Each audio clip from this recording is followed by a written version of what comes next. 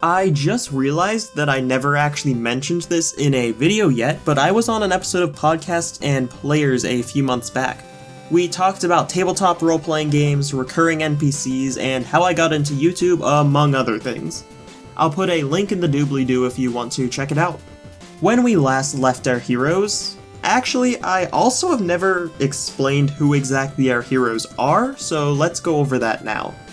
First off, we have Guppy, the Uzian rogue of the party. He doesn't remember any of his past because of some backstory stuff, and do you remember how last episode I mentioned that there were 6 extremely powerful magic items that the party was trying to get to kill the Valorian Lord that were named the Dragon Fangs? Well, Guppy currently has one of them. He has Frost, a short sword that looks like it is made of ice, and has a constant aura of snow around it in a small radius. Next we have Peter, the human cleric of the group. The main part of his backstory is that his parents were killed when he was young, and that he spent most of his life committing crimes in order to make enough money to survive. Now we've got Creed, the tiefling ranger. He really likes killing evil people. Like, he is completely obsessed with killing evil people and bringing justice to the world. He's the other party member who has one of the fangs currently, and that fang is named Sovereign. It's a golden trident that can shoot lightning bolts at people. Next we have Imsh, the slightly overweight half-orc barbarian who had left his orc village to go on an adventure in order to prove his worth to his people.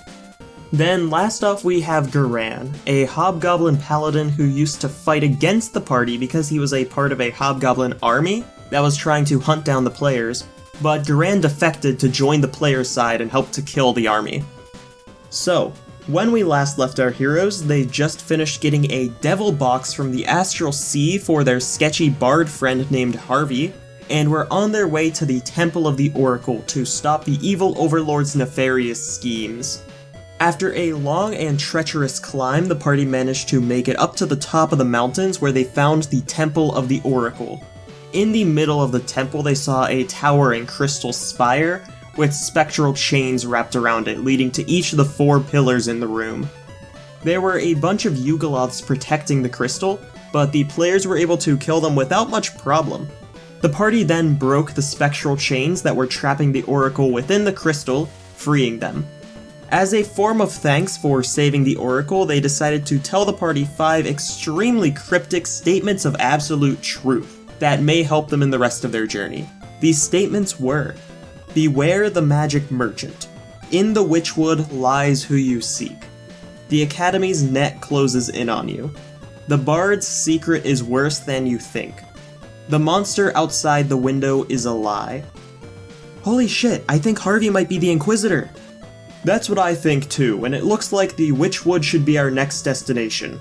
Sounds like a plan, though we need to find a new way to get there because there is no way I'm ever going on that boat again. The party's conversation was interrupted when they heard the clanking of heavy armor coming up the stairs. Then they saw someone in full plate armor walk into the temple. He had 2 glowing red eyes, and in his hands was a red flaming sword. Climbing up onto the temple behind him were 2 large demons that looked like giant hyenas with stingers on the end of their tails.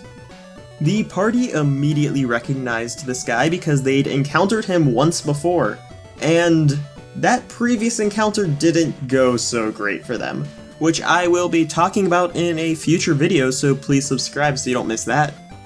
The party immediately attacked him, and during the fight there were some extremely close calls with some of the party members, but in the end they emerged victorious, and the night crumbled to dust in front of them.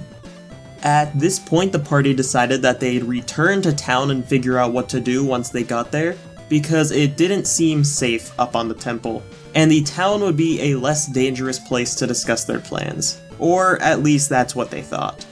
Keen viewers may notice that this is me foreshadowing that the town is in fact not safe. When the party arrived in the center square of Tarnstead, they saw that there was someone in a dark cloak standing in front of the effigy hanging of the Valorian Lord. The man looked oddly familiar. Then it hit them. It was the Valorian Lord, standing in the middle of the town in front of an effigy hanging of himself. Oh no. As they began to get closer, they realized that he was in the process of saying something in Abyssal. Oh, I don't like that at all. The party only caught the last part of what the Valorian Lord said, and they heard, "Prince of Demons, the sibilant beast, master of the spiraling depths, I call upon you now to undermine the order and corrupt all that reside in Tarnstead.